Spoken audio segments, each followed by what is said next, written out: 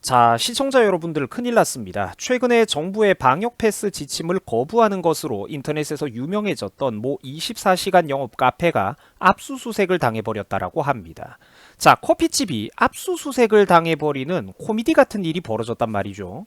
자, 혹시나 이 사건을 잘 모르는 분들이 있을까봐 제가 간단하게 설명을 해드리자면은 최근에 문정부의 어떤 과도한 방역 패스, 방역 방침을 거부하고 24시간 이제 소신, 배짱 영업을 하겠다는 것으로 화제가 됐었던 모 24시간 카페 사장님이 있었습니다. 자, 그런데 다들 아시겠지만 최근에는 이 방역 패스에 대한 여론의 분위기가 좀 많이 바뀌었죠. 과도한 어떤 코로나 통제와 방역 패스 강요에 대해서 이제 시민들이 숨이 막히고 염증을 느끼고 있다라는 겁니다. 또 실제로 자영업자들에게 너무 일방적으로 많은 희생을 정부가 강요하고 있죠. 자영업자들에게 과도한 희생을 강요하고 있어서 지금 분노하고 있는 사람들이 많습니다. 이런 종합적인 문제들을 우리가 알아야 된다는 거예요. 그리고 제가 잠깐만 좀 짚고 넘어가자면은 알다시피 최근에 이 코로나 사태라는 게 좀 많이 바뀌고 있죠. 전문가들도 하나둘 양심 발언과 소신 발언을 하고 있습니다. 물론 과도한 음모론은 여러분들이 조심을 해야 되겠지만 다양한 정보에 그래도 눈을 좀 뜨고 주목해 볼 필요가 있다라는 거예요. 특히 일단 우리가 공통적으로 공감을 할 만한 거는 사람들이 최근 신체의 자유에 대해서 그 중요성에 눈을 뜨고 있다라는 겁니다.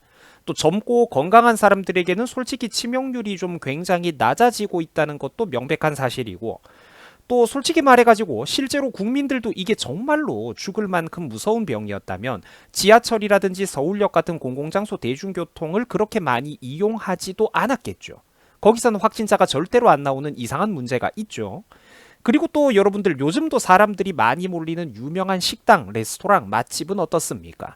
거기 가면은 수십 수백 명의 사람들이 마스크를 벗고 테이블 하나씩 건너가지고 식사를 자유롭게 하고 있죠, 사실. 그러니까 밥 먹을 때만 바이러스가 피해가는 것도 아닌데 왜 그때는 마스크를 벗어도 되는 걸까요? 그렇죠. 제가 지금 그 총체적인 어떤 모순을 말하는 겁니다. 그러니까 실제로는 이번 사태의 본질적인 부분들에 대해서 나와 여러분들 많은 사람들이 말을 못해서 그렇지 알게 모르게 본능적으로는 우리가 이번 사태는 솔직히 좀 어떤 거다 본능적으로는 알고 있다라는 겁니다. 다들 불편하고 힘드시잖아요. 그죠? 그 24시간 영업 카페 사장님을 무조건 나쁘다고 말할 수가 없다라는 거를 제가 지금 애둘러서 설명을 한 겁니다. 자, 아무튼 그래가지고 이 카페는 온라인에서 수많은 사람들의 응원을 받으면서 굉장히 큰 홍보 효과를 누렸습니다. 이미 1차, 2차 정도는 접종을 하셨던 분들도 최근의 흐름에 대해서는 여러 가지 의문을 느끼고 있는 분들도 많았고, 그래서 의외로 인터넷에서 응원하는 여론이 굉장히 많았습니다. 돈줄을 내야 된다라는 소리까지 나왔을 정도예요. 그러니까 돈으로 혼줄을 내줘야 된다라는 뜻의 신조어인데 가게 사장님이 개념이 꽉 차 있으니까 돈벼락을 맞아야 된다라는 긍정적인 표현입니다. 자, 그만큼 최근 여러 가지 흐름에 대해서 답답했던 시민들, 자영업자들, 공감대를 형성하는 사람들이 많았다는 소리죠. 자, 그런데 소신 발언했던 카페 사장님의 꿈은 최근에 3일 천하로 끝나버리고 말았습니다. 불과 며칠도 못 가서 업주는 포기를 선언해버리고 말았어요. 처음에는 사람들이 소신도 없으면서 홍보 효과만 누리려고 했던 것 아니냐 비판을 좀 했었는데 알고 봤더니 사정이 좀 달랐습니다. 인천시에서 수많은 유관기관들과 함께 물밀듯이 밀려 들어와가지고 업소 여러 군데를 대대적으로 단속하고 점검해대면서 자영업 사장님을 조져버렸기 때문이에요.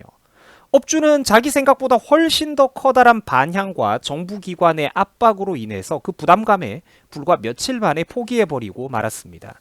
좀 씁쓸한 결말이죠. 자, 24시간 운영을 하겠다던 카페에 대해서 업소 6군데를 대대적으로 점검을 했었다라고 해요. 인천시와 특별사법경찰 그리고 연수구 경찰서, 해당 군구청, 행정안전부, 식약처 등등 무려 11개나 되는 유관기관들이 집단으로 들이닥쳐서 해당 업소에 대해서 대대적으로 단속하며 탈탈 털어댔기 때문입니다. 숨이 막히죠. 이런 거를 개인 자영업자가 배짱만 가지고 온갖 불이익을 감수해가면서 버틴다는 건 사실상 불가능한 일이었을 겁니다. 자, 사실 여기까지만 봐도 정부 공권력이 너무 과도한 것 아니냐 거부감이 드시죠. 자, 그런데 최근에 정부에서는 해당 카페에 대해서 압수수색까지 해버렸다라는 겁니다. 자, 어이가 없죠.